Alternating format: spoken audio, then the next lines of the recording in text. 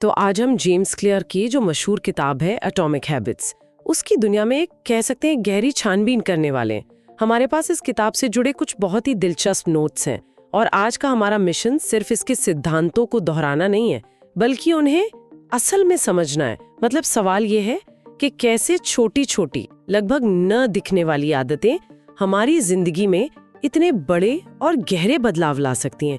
ये शब्द एटॉमिक ही अपने आप में कितना कमाल का है, कोई ऐसी चीज जो बहुत छोटी हो लेकिन जिसकी शक्ति बहुत ज्यादा हो। बिल्कुल, और मुझे लगता है कि यही इस किताब का सबसे केंद्रीय संदेश है, कोर मैसेज है ना। हाँ, कोर मैसेज। जेम्स क्लियर यही तो कहते हैं कि हम सब मतलब बड़े बड़े नतीजों का सपना देखते हैं, लेकिन हम अक्सर ये भूल जाते हैं कि बड़े नतीजे किसी एक बड़े काम से नहीं, बल्कि रोजाना किए जाने वाले छोटे छोटे सही कामों के जमा होने से मिलते हैं। ये किताब हमें उस एक बड़े पल के इंतजार से निकालकर हर दिन के छोटे सुधार की ताकत दिखाती है। असली शक्ति लगातार दोहराए जाने में है। और यहीं पे बात वाकई में बहुत दिलचस्प हो जाती है। हमारे नोट्स में एक बड़ा ही चौंकाने वाला फैक्ट है। हाँ, वो 1% वाला। हाँ, कि अगर कोई हर दिन सिर्फ 1%, सिर्फ 1% बेहतर होता है, तो साल के आखिर में वो 37 गुना बेहतर हो सकता है। अब ईमानदारी से कहूँ, जब मैंने ये पहली बार पढ़ा, मुझे तो ये गणित थोड़ा अविश्वसनीय सा लगा। मतलब 37 गुना बेहतर होने का असल में क्या मतलब है? अगर कोई आज 10 पुशअप करता है, तो क्या वो साल के अंत में 370 कर पाएगा? ये तो किसी सुपर हीरो की कहानी जैसा लगता है।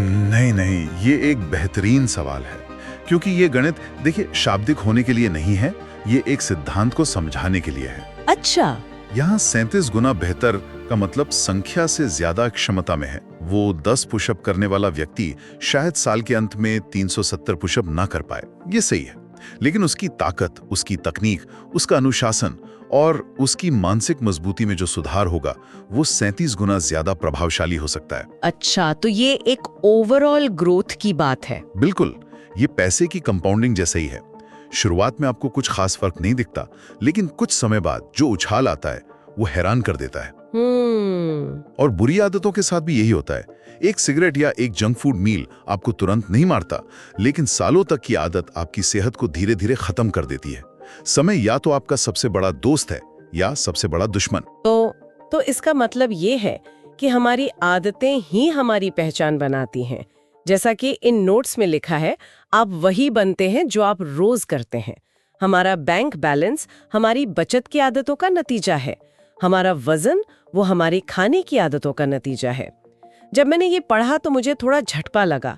मतलब ये कहना बहुत आसान है, लेकिन इसका मतलब है कि अपनी बुरी आदतों की पूरी जिम्मेदारी हमारी है। ये थोड़ा डरावना भी है। हाँ, ये तो यह सवाल ये उठता है, अगर हमें बदलना है तो हमें नतीजों पर ध्यान देना चाहिए या अपनी पहचान पर? ये इस किताब का सबसे गहरा और जरूरी सवाल है। जेम्स क्लियर ना बदलाव के 3 स्तरों की बात करते हैं, 3 लेवल्स। अच्छा, हाँ, सबसे भारी स्तर है नतीजों को बदलना, रिजल्ट बेस्ड। जैसे मुझे 10 किलो वजन कम करना है। बिल्कुल, ये हो गया रिजल्ट।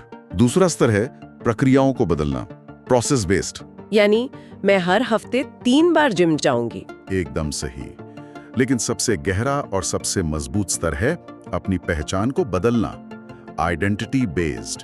यहाँ लक्ष्य होता है, मैं एक सेहतमंद और एक्टिव इंसान हूँ। 1 मिनट, लेकिन क्या ये सिर्फ शब्दों का खेल नहीं है? मतलब मुझे वजन कम करना है कहने की बजाय मैं एक सेहतमंद इंसान हूँ कहने से असल में क्या फर्क पड़ता है? नहीं, बहुत बड़ा फर्क पड़ता है। देखिए, जब आपका लक्ष्य सिर्फ नतीजा होता है, तो आप उस लक्ष्य तक पहुंचने के बाद प्रेरणा खो सकते हैं। हाँ, ये तो होता है। लेकिन जब आप अपनी पहचान बदल लेते हैं, तो आपकी आदतें आपके व्यक्तित्व का हिस्सा बन जाती हैं। एक सेहतमंद इंसान लिफ्ट की जगह सीढ़ियां लेने से पहले 2 बार नहीं सोचता, क्योंकि ये उसके स्वभाव का हिस्सा है। सही बात। वो हर फैसले को इस फिल्टर से देखता है। एक सेहतमंद इंसान क्या करेगा? स्थायी बदलाव हमेशा अंदर से बाहर की तरफ होता है, पहचान से आदतों की ओर और फिर नतीजों की ओर। ठीक है, तो ये समझ आया कि छोटी आदतें क्यों जरूरी हैं और पहचान बदलना कितना अहम है। लेकिन ये सब तो दिमागी स्तर पर है। असल में हमारे दिमाग में ऐसा क्या होता है कि कोई काम आदत बन जाता है? वो मैकेनिज्म क्या है? वो मैकेनिज्म एक 4 चरणीय मनोवैज्ञानिक चक्र है।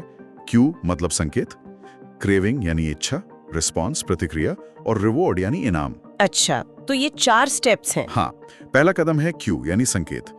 ये कोई भी ट्रिगर हो सकता है, जैसे सुबह अलार्म बजना या फोन पर नोटिफिकेशन आना। दूसरा कदम है क्रेविंग यानी इच्छा। आप अलार्म की आवाज नहीं चाहते, आप जागना चाहते हैं। आप नोटिफिकेशन नहीं चाहते, आप ये जानना चाहते हैं कि किसने मैसेज किया। सही। तीसरा कदम है रिस्पॉन्स यानी प्रतिक्रिया, जो कि असल में वो आदत है, जैसे अलार्म बंद करना या फोन उठाना। और चौथा सबसे जरूरी कदम है रिवॉर्ड यानी इनाम, जो आपकी इच्छा को पूरा करता है। जब दिमाग को ये इनाम मिलता है तो वो इस पूरे चक्र को मजबूत कर लेता है। अच्छी और बुरी दोनों आदतें इसी चक्र पर चलती हैं। अच्छा, तो अगर हमें अच्छी आदतें बनानी है तो हमें इसी चक्र को अपने पक्ष में इस्तेमाल करना होगा। और यहीं पर किताब के 4 मशहूर नियम आते हैं। पहला नियम है मेक इट ऑब्वियस, यानी आदत को स्पष्ट बनाइए। तो इसका मतलब है कि मैं ज्यादा पढ़ूंगी जैसा अस्पष्ट लक्ष्य बेकार है ना? बिल्कुल। स्पष्टता शक्ति है, अस्पष्ट लक्ष्य अस्पष्ट परिणाम देते हैं। मेक इट ऑब्वियस का मतलब है कि आप एक पक्की योजना बनाएं। मैं क्या करूंगा, किस समय, किस जगह पर। एक उदाहरण दे सकते हैं? हाँ, जैसे मैं रोज रात 10 बजे अपने बिस्तर पर 15 मिनट के लिए किताब पढ़ूंगा। अब आपके दिमाग के पास कोई बहाना नहीं है, उसे ठीक ठीक पता है कि उसे क्या करना है। ठीक है, ये समझ आया। दूसरा नियम है मेक इट अट्रैक्टिव, यानी आदत को आकर्षक बनाइए। सलाह दी गई है कि काम को मजेदार बनाएं, लेकिन कुछ आदतें जैसे रोज सुबह जल्दी उठकर व्यायाम करना आकर्षक कैसे बन सकती हैं? ये तो स्वाभाविक रूप से मुश्किल काम है। इसका एक बहुत चालाकी भरा तरीका है, जिसे किताब में टेम्पटेशन बंडलिंग कहा गया है। अच्छा। आप उस काम को जो आप करना चाहते हैं उस काम के साथ जोड़ दें जो आपको करना ही है। अच्छा, कैसे? जैसे मैं अपना पसंदीदा म्यूजिक या पॉडकास्ट तभी सुनूंगी जब मैं सुबह की सैर पर हूंगी। अच्छा। इस तरह आपका दिमाग उस कठिन काम को एक मजेदार गतिविधि के साथ जोड़ लेता है, जिससे वो अपने आप आकर्षक लगने लगता है। ये सुनने में तो चालाकी भरा तरीका है, लेकिन क्या इसका कोई उल्टा असर भी हो सकता है? क्या ऐसा हो सकता है कि हमारा दिमाग उस इनाम के लिए इतना आदी हो जाए कि हम उसके बिना वो जरूरी काम कर ही ना पाएं?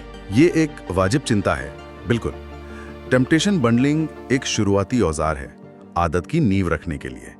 लक्ष्य ये है कि समय के साथ आपको उस आदत के अंदर ही संतुष्टि मिलने लगे, जैसे व्यायाम के बाद मिलने वाली ऊर्जा या पढ़ने के बाद मिलने वाला ज्ञान। बिल्कुल, इनाम बस एक शुरुआती धक्का है। समझ गई। अब आते हैं तीसरे नियम पर, जो मुझे सबसे ज्यादा दिलचस्प लगता है। मेक इट इजी, यानी आदत को आसान बनाएंगे। ये तो थोड़ा उल्टा नहीं लगता? हमें तो हमेशा सिखाया गया है कि नो पेन नो गेन। अगर मैं जिम जाने की आदत डालना चाहती हूँ और नियम कहता है कि बस जाके वापस आ जाओ, तो इससे फायदा क्या होगा? ये तो खुद को धोखा देने जैसा है ना? नहीं, ये धोखा देना नहीं, बल्कि मनोविज्ञान को समझना है। किसी भी आदत में सबसे मुश्किल हिस्सा उसे शुरू करना होता है।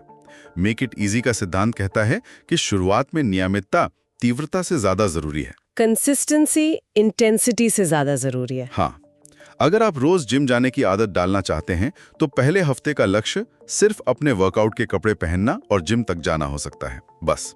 एक बार जब रोज जाने की आदत पक्की हो जाएगी तो वहां जाकर 5 मिनट ट्रेडमिल पर चलना आसान लगेगा।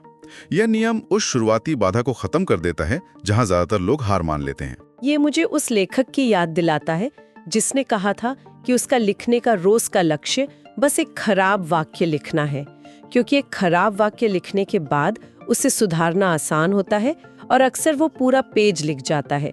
शुरुआत करना ही सबसे बड़ी लड़ाई है। बिल्कुल सही कहा। और इसी से जुड़ा है चौथा नियम, मेक इट सैटिस्फाइंग, यानी आदत को संतोषजनक बनाइए। हमारा दिमाग उस काम को दोहराना चाहता है जिससे उसे तुरंत खुशी मिलती है, और अच्छी आदतों के साथ समस्या यह है कि उनका इनाम बहुत देर से मिलता है।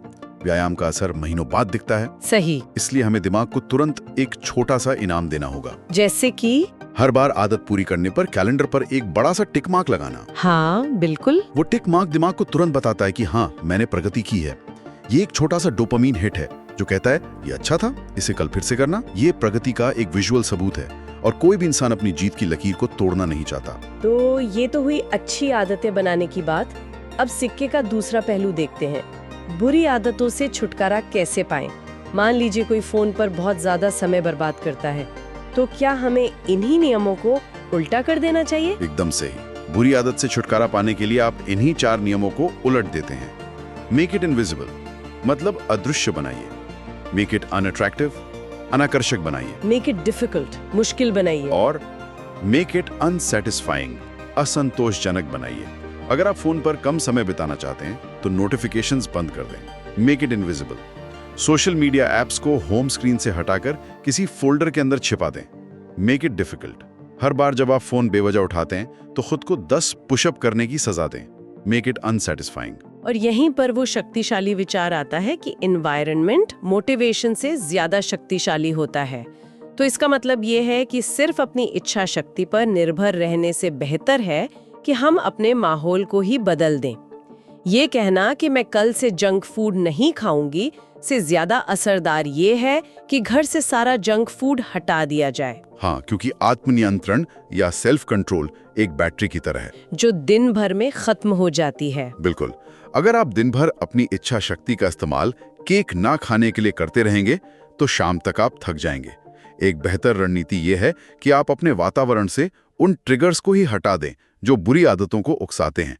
जब केक दिखेगा ही नहीं तो उसे ना खाने के लिए इच्छा शक्ति की जरूरत ही नहीं पड़ेगी। अब एक बहुत ही आम समस्या पर आते हैं जिससे ज्यादातर लोग जूझते हैं, टालमटोल या प्रोक्रेस्टिनेशन। इसके लिए जेम्स क्लियर का एक बहुत ही शक्तिशाली नियम है, द 2 मिनट रूल। अगर कोई काम 2 मिनट से कम में शुरू हो सकता है तो उसे तुरंत शुरू कर दो। ये सुनने में बहुत आसान लगता है, लेकिन क्या ये सच में काम करता है?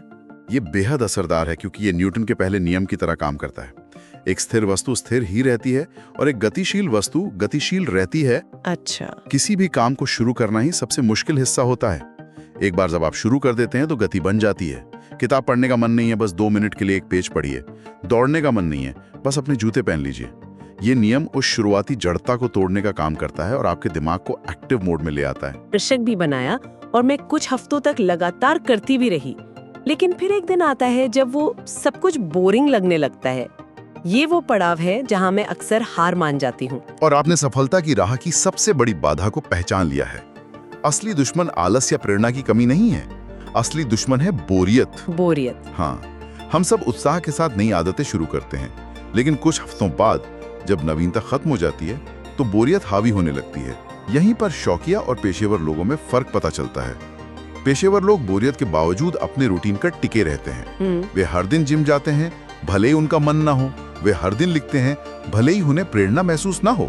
सफलता का रहस्य यही है कि आप बोरियत को पार करना सीख जाएं। तो अगर हम आज की पूरी चर्चा का सार निकालें तो एटॉमिक हैबिट्स हमें ये नहीं सिखाती कि कैसे रातों रात अपनी जिंदगी बदल दें, बल्कि ये सिखाती है कि कैसे छोटे छोटे लगभग अदृश्य सुधारों को अपनी पहचान का हिस्सा बनाकर हम समय के साथ असाधारण नतीजे हासिल कर सकते हैं।